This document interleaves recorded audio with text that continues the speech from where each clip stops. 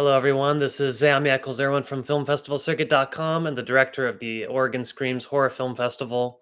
Right now, we're gearing up for our fall screening, which is going to take place on October 17th at the Clinton Street Theater in Portland, Oregon. It's going to be a day of networking, refreshments, and tons of independent horror films. It's going to be great. You got to check it out. And to get ready for that, we've been talking with some of our participating filmmakers. So today we're talking with Harry Waldman, who's the writer and director behind Bay for Blood. Harry, thank you so much for meeting with me today. Yeah, thanks so much for having me. It's great to be here. So we've talked several times before. You've had your film enter the room in several film festivals on the film festival circuit, and now you have an exciting follow-up, a kind of film, Bay for Blood. I just want to say, awesome job on this. I had a great time watching this. Tell me a little bit what inspired this film. Yeah, so a little similar to Enter the Room.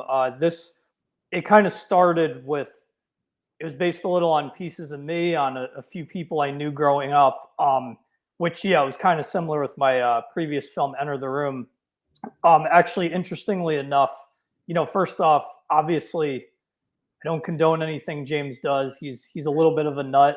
um, but really, I put the most thought into his character. And actually, I went through a period, particularly in high school, where I had some people who I thought were my close friends and were not so much. And actually, the relationship between James and Rob was very loosely based on a relationship that I had with someone Mm. in high school that was was a bit toxic. So it was almost a little bit of a revenge fantasy, and kind of when I was in those really dark moments and kind of felt like I was completely alone in high school, all those sort of dark and disturbing thoughts manifested kind of into this character, James. Of course, the main difference being that I had some darker thoughts. I didn't actually ever go through with any of them, whereas, James kind of takes it to the next level. But yeah. Well, I love that. So this is sort of like a little bit of a catharsis to write a character that is like the extreme version of your innermost thoughts.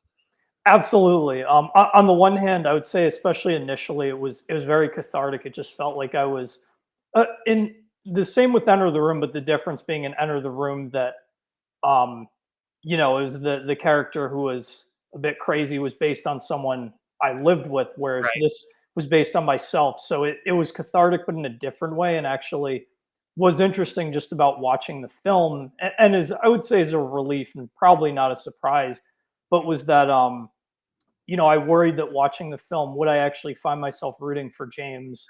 And Rob was based on somebody I was not too fond of. But when I watched the film, I just realized, like, sure, he's a human being. You can feel bad for him. You see the pain that he's gone through. But, I can't help but find myself, while I get where he's coming from, I can't be on his side. Right. And that was a relief.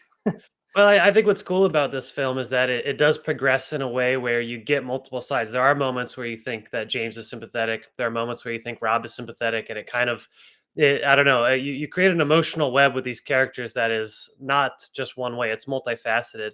What's it like, kind of writing in these multiple voices and multiple kind of shifting through the progression of the film? Yeah, it's no, yeah, I'm glad you brought that up. I completely agree. It's I think one of the keys, I try to do it with all my films, especially with Enter the Room and Bay for Blood, was just understanding that the world is not a black and white place. Like maybe a more, and not that there are plenty of blockbuster films I love, but it is more common with Hollywood films that is how, there's a villain and there's a hero. Right. And while of course, you know, James, I guess you could say he does kind of end up becoming the villain as the film progresses. I still wanted the audience to have mixed emotions about James. And kind of like you mentioned, he might scare you, you might hate him at times, but there are times where you see this as a human being. And same with Rob.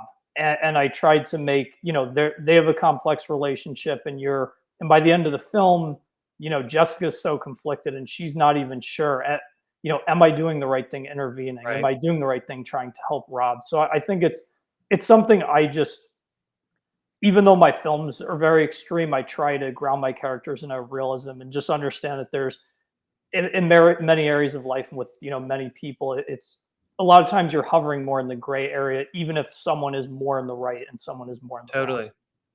Well, and I'm glad you mentioned Jessica. I was kind of interested in her arc because she starts off as kind of partier. She's buying drugs. She seems like she's not really thinking about James or this situation at all. But then she kind of, I don't know, rises to the plate. She has, I think, the biggest character arc or biggest shift in this. Is she representing anything in this story for you specifically? Something that you'd like want to see in real life, or some aspect of yourself? Yeah, no, I'm glad you asked that because, of course, particularly the first half, the focus is really on James and Rob's, Right. traumatic or toxic relationship. She was less so, but a little bit loosely based on myself and just some others that I've, met throughout my life. And I would say what I was really trying to go with for her was that, somebody can be a little more polite, a little more agreeable, and kind of, um, maybe not hang their head low, but they don't feel the need to be showy, be flashy, impress Right. others. But then when, but they have strong convictions, and when they see something that is upsetting them or bothering them, they sort of, will stand their ground. And that's what I was going with for her. I was hoping that, that it would subvert the audience's expectations a bit, particularly, near the end of the film when she not to give too many spoilers away, but when she decides to go in and intervene with this kind of Totally. crazy situation. But yeah. Well, and I also want to talk about, this works as such a good companion with Enter the Room, because I think they touch on these similar emotionally intense relationships. Things kind of spiral out of control, and something that really leads to that feeling of spiraling is the interesting kind of editing and the more experimental portions. Enter the Room had it in a really intense way at the end, and this one had it throughout. So I really love the POV shots from Jessica's perspective, and I love that ending. I think that's so cool. Tell me a little bit about these experimental, interestingly edited moments. Yeah, of course. I really appreciate the comments, and yeah, I would say that with this, a little similar to Enter the Room, in that, um, I would say I just am a huge fan of. I know it's the type of editing and camera techniques, particularly when you get to bigger budget films, it's sometimes not looked so highly upon. But I'm a huge fan of that type of filmmaking. And I've seen it, with plenty of indie films, and even a little bit just with for a long time. Well, I still am. I was such a huge fan of Danny Boyle. I feel like Mm, his films, that they're tonally can be these, very different extremes, and I definitely took some influence from him, yep. particularly with the closing scene from Bay for Blood. Actually, there was even though the stories are different, if you're not familiar with the film 127 Hours, there definitely were pieces of that film that I tried to put into the end of Bay for Blood. But yeah, I think just what's important for me is that tonally it matches. That if I'm doing, if I'm having a crazy spinning shot or first person shot, it's to convey the fact that yeah, things are getting a little crazy. Totally. Yeah.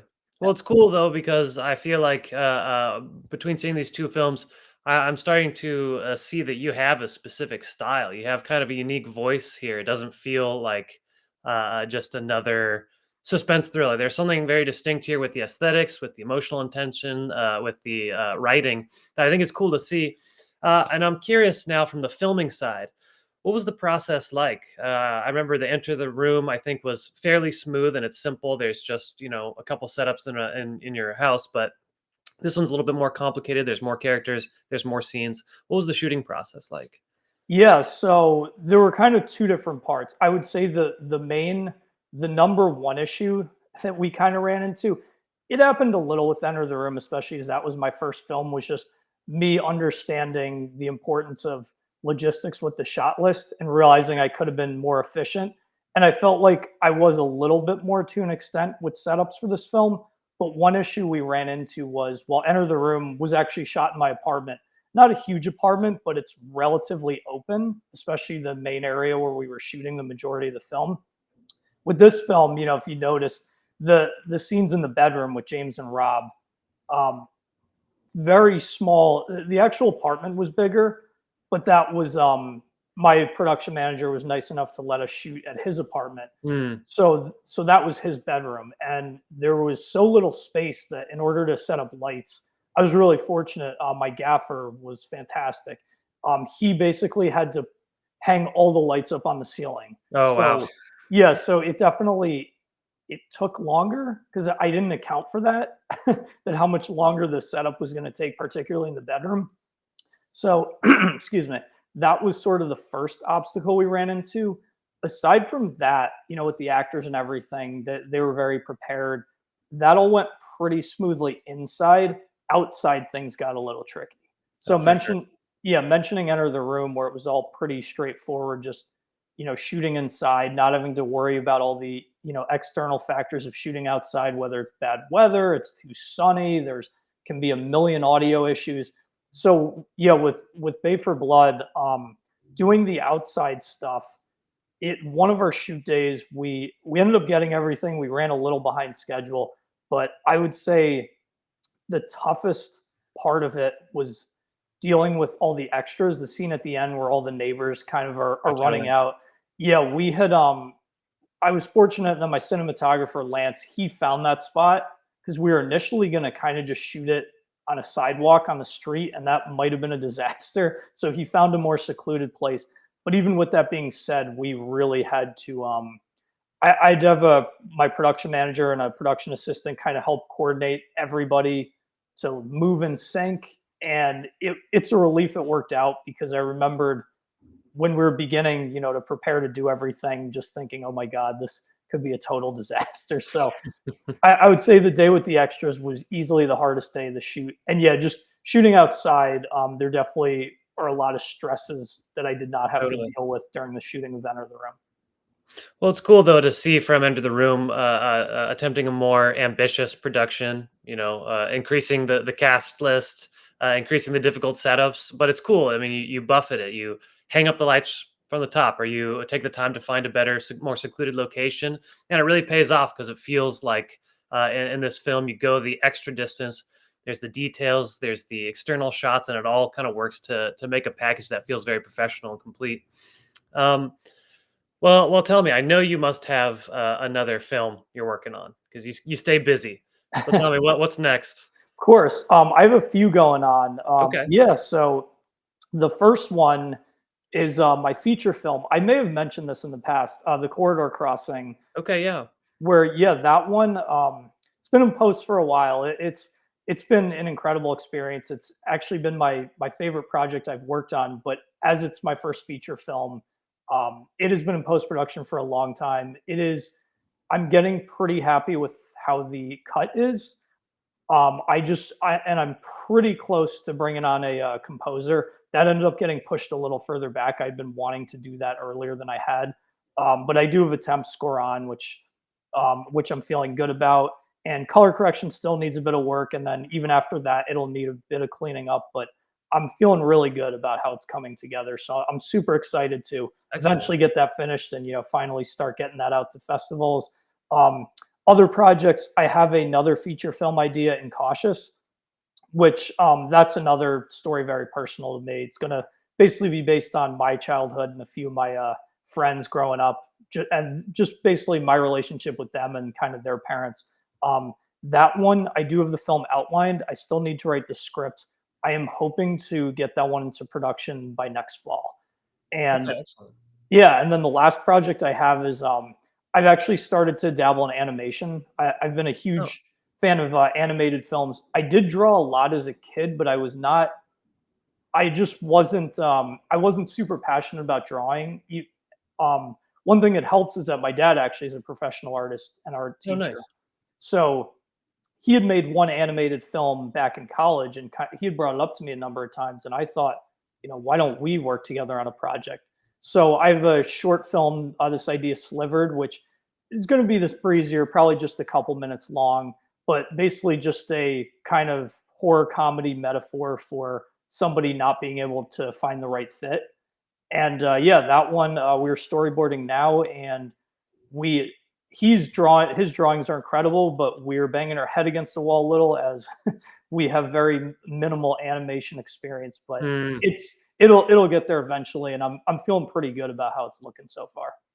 Well, that's cool. That's exciting. A whole new thing. I mean, you'll have to think in terms of voice acting and what you can show with animation is a lot crazier and a lot more broad scope. But that's cool. You've got multiple projects in various stages.